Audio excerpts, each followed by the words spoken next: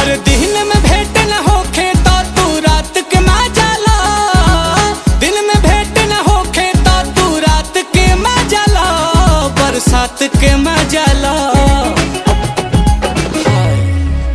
आइल प्यार के मौसम तू मुलाकात के मजा ला, बरसात के मजा ला। नया नया प्यार के शुरुआत के मजा ला, बरसात के मजा ला। रिम झिम बूनी में नहात के मजा ला, बरसात के मजा ला। आइल प्यार के मौसम तू मुलाकात के मजा ला, बरसात के मजा ला। नया नया सीजन के शुरुआत के मजा ला, बरसात के मजा ला।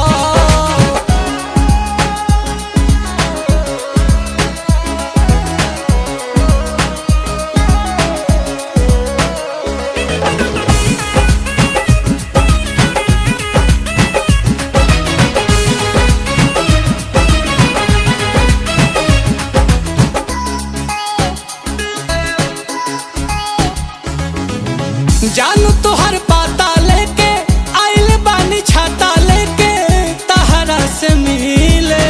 भूल जाइबू गम सारा एही मौसम में हो, सारा फूल खिले। हो जानू तोहर पाता लेके आइल बानी छाता लेके तहरा से मिले।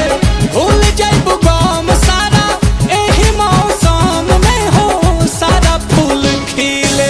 पिया रोहनी हवा में लहरात के मजा ला, अरे पिया रोहनी हवा में लहरात के मजा ला, बरसात के मजा ला।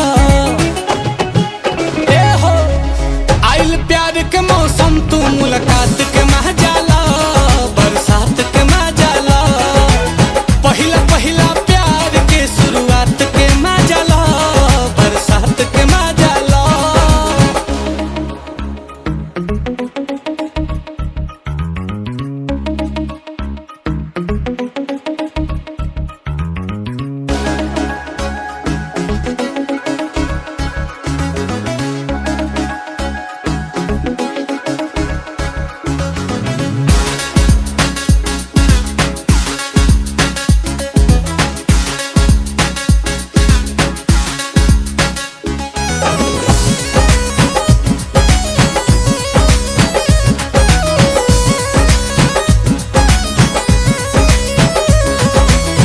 हरियर सिवान भइल सुन हमर जान, हमरो मन हरियर बा।